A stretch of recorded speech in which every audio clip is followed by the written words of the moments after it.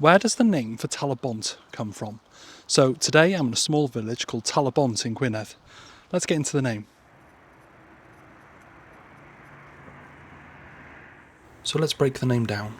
The name is made of three parts. First we have tal, which means the edge or the end of something, and that comes ultimately from the Proto-Celtic word talos, which meant the ground or the bottom of something. Then we have which means the, and bont, which is the soft mutation of pont, which means a bridge, and that was borrowed into Brythonic, the ancestor to Welsh, which was spoken across Britain before and during the Roman times. It was borrowed from the Latin word for bridge, pontem, in the accusative case.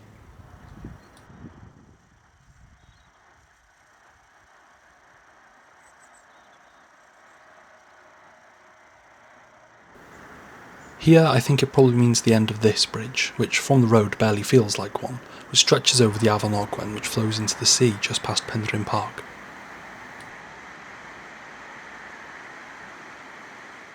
So the name literally means the end of the bridge. Anyway, diolch, thank you.